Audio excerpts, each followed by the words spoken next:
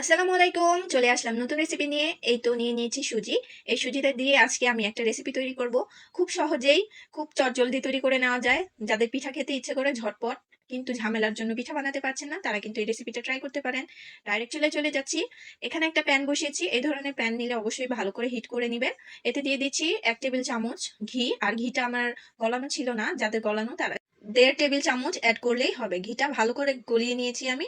একটু হিট করে নিতে হবে। দেন যেই ১ কাপের মতো সুজি নিয়েছি, সেই ১ কাপ মেজারমেন্ট কাপ মেপে নেওয়ার চেষ্টা করবেন। এতে কিন্তু পরিমাণটা সহজেই বোঝা যায়। সেটা দিয়ে আমি ১ কাপ নিয়েছি এই মেজারমেন্ট কাপটা দিয়ে। তো এটা দিয়েই আমি তৈরি করব এই সুজির পিঠাটা। এখন খুব সুন্দর করে নেড়েচেড়ে এটাকে ভেজে নেব। আসসালামু আলাইকুম, জাহান কিচেন থেকে স্বাগতম। সবাই কেমন আছেন? আলহামদুলিল্লাহ আমি অনেক ভালো আছি। তো আজকে যে রেসিপিটা নিয়ে এসেছি এটা দেখতে থাকুন, আর দারুণ মজার হয় এই রেসিপিটা। তো ১ কাপ সুজিটাকে আমি বেশি ভাজিনি। জাস্ট একটু হালকা কালার চেঞ্জ হয়ে যাওয়ার পরেই আমি এতে এড করেছি যেই কাপ দিয়ে সুজিটা এড করেছি এর ডাবল, মানে ২ কাপ পানি এড করেছি। দেখতেই পাচ্ছেন নেড়ে চেড়ে একটা ডো এর আকৃতির করে নেব। সুজিটা যখন আমি চুলায় বসিয়েছিলাম তখন কিন্তু লো টু মিডিয়াম হিটে রেখেছি, একদম হাই হিটে রাখা যাবে না। তো এই পর্যায়ে এড করে দিচ্ছি স্বাদ অনুযায়ী লবণ। এইরকম করে চালাতে থাকতে হবে, তা না হলে সুজিটা কিন্তু দলা পেকে যাবে আর একদমই সেদ্ধ হতে চাইবে না, এক সাইড হবে। তো খেয়াল রাখতে হবে ননস্টপ, তা না হলে আবার নিচেও লেগে যাওয়ার সম্ভাবনা থেকে যাবে। তো এইরকমটা করতে, করতে এক পর্যায়ে দেখা যাবে সুন্দর একটা সফট একটা ডো এর আকৃতি হয়ে যাচ্ছে। আর এটাকে খুব সুন্দর করে শুকিয়ে পানিটা ভালো করে শুষ্ক করে নিতে হবে। দেখতেই পাচ্ছেন যখন কড়াই থেকে লেগে উঠতে থাকবে তখন বোঝা যাবে এটা তৈরি হয়ে গেছে একটা ডো। তো একটা প্লেটে আমি এটাকে ঠান্ডা হতে রেখে দিচ্ছি। ঢেলে নিলাম। কিছুটা সময় এই প্লেটে থাকলে কিন্তু ঠান্ডা হয়ে যাবে। তো এটা ঠান্ডা হতে, হতে এর মধ্যে একটা পুর তৈরি করে নেব। চুলাতে একটা কড়াই বসিয়েছি। এতে দিয়ে দিচ্ছি ১ বাটি ভরে, ভরে নারিকেল কোড়ানো। আর দিয়ে দিচ্ছি হাফ বাটির মতো গুড়। আর আপনারা চাইলে চিনিও এড করতে পারেন। গুড়টাকে আমি একদম ছেঁচে টুকরো, টুকরো করে নিয়েছি। মানে একদম ছোট, ছোট করে নিয়েছি। এতে কিন্তু গলতে সুবিধা হবে। আর মিষ্টিটা আপনাদের উপর ডিপেন্ড করে। এখানে সামান্য একটু পানি এড করছি। আপনারা চাইলে দুধ এড করতে পারেন। এতে কিন্তু স্বাদটা দ্বিগুণ হবে। স্বাদ অনুযায়ী সামান্য ১ চিমটি লবণ এড করেছি। মিষ্টি খাবারে লবণ এড করলে কিন্তু দারুণ লাগে। যারা পছন্দ করেন না স্কিপ করবেন। তো এখন এটাকে খুব সুন্দর করে নেড়েচেড়ে শুকনো একটা পুর তৈরি করব। তার মধ্যে অ্যাড করছি হাফ চা চামচের মতো এলাচের গুঁড়ো। আপনারা চাইলে এলাচের মুখটা ফাটিয়েও নিতে পারেন, তারপর উঠিয়ে ফেলে দিবেন যখন পুরটা রেডি হয়ে যাবে। তো এখন সুন্দর করে আমি নেড়েচেড়ে শুকনো একটা পুর তৈরি করেছি, একদম ঝরঝরে দেখতেই পাচ্ছেন। আর আবারও বলছি মিষ্টিটা আমি অনেকটাই কম অ্যাড করেছি, কারণ আমার ঘরে মিষ্টিটা সবাই একটু কমই পছন্দ করে, তাই এখানে কম অ্যাড করেছি। পুরটা নামিয়ে ঠান্ডা হতে দেওয়ার পর এখন যে এই ডোটা রেডি করছি রেখেছিলাম ঠান্ডা করতে, সেটাকে এখন সুন্দর করে হাতের সাহায্যে মুথে মুথে একটা রুটি বানানোর ডোর মতো তৈরি করে নিতে হবে। আর এটা একটু শক্ত হাতে করতে হবে। খুব সুন্দর করে মুথে মুথে একটা ডো তৈরি করে নেবেন।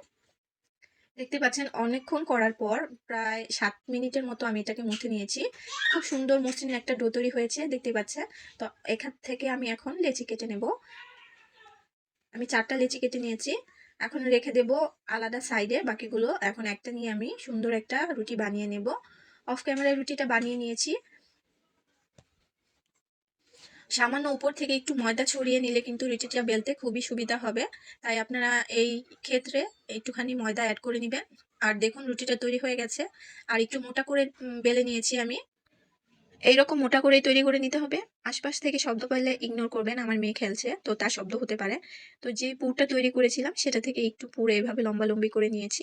তারপর এক সাইডে দিয়ে সুন্দর করে একটু চেপে চেপে একটা পিঠার শেপ করে নিচ্ছি, একদম পুলি পিঠের মতোই। তারপর এরকম একটা বাটির ঢাকনা দিয়ে কেটে নেব সাইড থেকে। আপনারা কুকি কাটার দিয়ে করে নিতে পারেন। তো আমার কাছে ছিল না, তাই মেটে দিয়ে করে নিচ্ছি। খুব সুন্দর একটা শেপ হবে। এখানে কোনো ডিজাইন করার দরকার নেই। নরমালি এই পিঠাটা এভাবে খেতে কিন্তু দারুণ লাগে। তো এটা একটু বড় হয়ে গেছিল। বাকিগুলো আমি আরো ছোট, ছোট করে তৈরি করে নেব। তো ফাইনালি আমার পিঠা তৈরি একটা হয়ে গেছে। দ্বিতীয়টা দেখিয়ে দিচ্ছি। এখানে বলে দেওয়ার তো কিছুই নেই। জাস্ট একটু দেখে নিলেই কিন্তু হয়ে যাবে। আমি কিভাবে তৈরি করে নিচ্ছি, একদম সহজে কিন্তু তৈরি করা যায়। দেখুন এটা কিন্তু পারফেক্ট হয়েছে। তো এ পর্যায়ে বলে নিচ্ছি, যারা আমার ভিডিওটা ইউটিউব পেজ থেকে দেখছেন প্লিজ চ্যানেলটাকে লাইক করবেন, সাবস্ক্রাইব করবেন, ভিডিওটাকে লাইক করবেন। সরি উল্টা বলে ফেলেছি। তারপর যারা নতুন যুক্ত হচ্ছেন প্লিজ চ্যানেলটাকে অবশ্যই সাবস্ক্রাইব করবেন। ফেসবুক পেজ থেকে যারা দেখছেন প্লিজ চ্যানেলটাকে ফলো করবেন, পেজটাকে আর একটা লাইক করবেন। অবশ্যই ভালো লাগলে শেয়ার করবেন। তো ফাইনালি দেখুন এই যে সবগুলো পিঠে আমি এইভাবে তৈরি করে নিয়েছি। দেখতে কিন্তু দারুণ হয়েছে, খেতেও কিন্তু দুর্দান্ত স্বাদ হয়। এভাবে একে একে সবগুলো পিঠে তৈরি করে নেওয়ার পর চুলাতে একটা প্যান হিট করে নিয়েছি, তাতে পরিমাণ মতো তেল অ্যাড করেছি। তেলটাকে খুব ভালো করে হিট করতে হবে একদম গরম অবস্থায়। আমার ১ম অবস্থায় কিন্তু আমি বুঝতে পারিনি। আমি তেলটা বেশি গরম না হওয়ার আগেই কিন্তু পিঠাটা এড করেছিলাম। তার দরুন দেখা যাবে কি আমার ১ম পর্যায়ে যে পিঠাগুলো ভেজেছিলাম সেটা কয়েকটা ফেটে গিয়েছিল আর বের হয়ে গিয়েছিল পুরটা। তো ২য় পর্যায়ের তেলটা কিন্তু ভালো হিট হয়েছিল। তারপরে সবগুলো পিঠে দারুণ হয়েছে। আর এই পিঠাটা দেওয়ার পর একদম নাড়াচাড়া করা যাবে না, তাহলে ভেঙে যাবে। দেখতেই পাচ্ছেন আমি কিন্তু এভাবে একটু নেড়ে দিচ্ছিলাম। এভাবেই নেড়ে দিতে হবে, একদম উল্টানো যাবে না, লাল একটা কালার চলে আসা অবধি। ১ম পর্যায়ে ভুলটা কিন্তু আমার এখানেই হয়েছিল। আমি একটু নাড়াচাড়া করতে গিয়েছিলাম। তার ক্ষেত্রে দেখা গেছে ২-১ টা পিঠা কিন্তু ভেঙে গিয়েছিল। তো আমি এটা বলার কারণ হচ্ছে আপনারা যাতে সাবধান হয়ে যান। দেখতেই পাচ্ছেন ২-১ টা পিঠা কিন্তু আমার ভেঙে গেছে ১ম পর্যায়ে। তো আবারও বলছি প্লিজ তেলটাকে খুব সুন্দর করে গরম করে নিবেন। আর হচ্ছে নাড়াচাড়া একদম করবেন না। তো এইভাবে সুন্দর একটা কালার আসা অবধি নেড়েচেড়ে কিন্তু ভেজে নিতে হবে মুচমুচে। তো এইভাবে কালার আসার পর আমি উঠিয়ে নিচ্ছিলাম আর বাকি পিঠেগুলো এড করছিলাম। দেখতেই পাচ্ছেন যে ২-১ টা পিঠের পুর বের হয়েছে, সেটা কিন্তু তেলে রয়ে গিয়েছিল। তো বাকি পিঠেগুলো এড করে দেওয়ার পর এটাকে আমি একদমই নাড়াচাড়া করিনি, সেম ভুল একদমই করিনি। তো এইভাবে দিয়েই আমি কিন্তু রেখে দিয়েছিলাম। একটু এই পাশটা শক্ত হয়ে যাওয়ার পর একটু কালার যখন চলে এসেছে তখন কিন্তু আমি পিঠাগুলো উল্টে দিয়েছিলাম। যেহেতু সুজি দিয়ে তৈরি করছি একদম সফট একটা পিঠে, তাই কিন্তু খেয়াল রাখতে হবে। দেখুন এবার কিন্তু কালারটা চেঞ্জ হয়ে গেছে, তারপর আমি এটা উল্টে দিচ্ছি। এবার কিন্তু পিঠাগুলো একদমই পারফেক্ট হয়েছে, একটুও কিন্তু ফাটেনি, ভাঙেনি, দেখে কিন্তু বোঝা যাচ্ছে। তো দেখুন খুব সুন্দর একটা কালার যখন চলে এসেছে তখন উঠিয়ে নিচ্ছি। আপনারা চাইলে আরেকটু বেশি কালার করেও ভাজতে পারেন, কোনো সমস্যা নেই। দেখুন ফাইনাল লুকটা কত সুন্দর হয়েছে। এ পর্যায়ে সবগুলো পিঠা একইভাবে কিন্তু ভেজে নিব। আর একটু এভাবে ছাঁকনিতে উঠিয়ে রাখলে কিছুটা এক্সেস তেলটা যেটা আছে সেটা কিন্তু ঝরে যাবে। তো তারপর পিঠাগুলো ভাজার পর চুলাতে একটা প্যান বসিয়ে দিয়েছি, তাতে দিচ্ছি হাফ বাটি চিনি।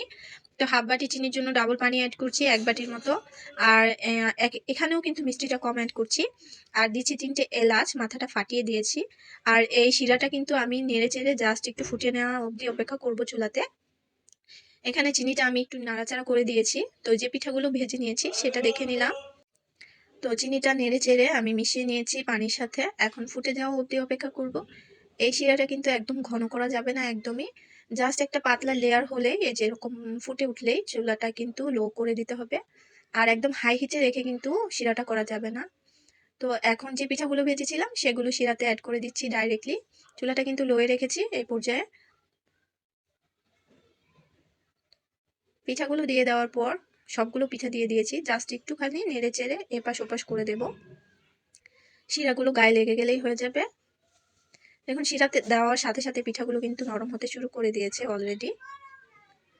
তো এখন কিন্তু চুলাটা অফ করে দিয়েছি। একদমই বেশি ফোটানো যাবে না, তাহলে বেশি নরম হয়ে যাবে। তো এভাবেই ঢেকে রেখে দেব ১০ থেকে ২০ মিনিটের মতো। তার আগেই কিন্তু শিরাগুলো খেয়ে নেবে পিঠা। দেখুন কি সুন্দর হয়েছে। এখন এটাকে সার্ভ করে নেব। তো এইভাবে একবার পিঠা রেডি করে দেখতে পারেন। দারুণ মজার এই পিঠাগুলো, যেমন জলদি চটজলদি রেডি করা যায়, এমন কিন্তু খেতেও দারুণ মজার হয়। কে কে এইভাবে সুজি দিয়ে তৈরি পিঠা তৈরি করে খেয়েছেন সেটাও জানাবেন। তো আজকে চলে যাচ্ছি, সবাই ভালো থাকবেন, সুস্থ থাকবেন আর সুন্দর সুন্দর কমেন্ট করবেন। আপনাদের কমেন্টগুলো আমার খুব ভালো লাগে পড়তে।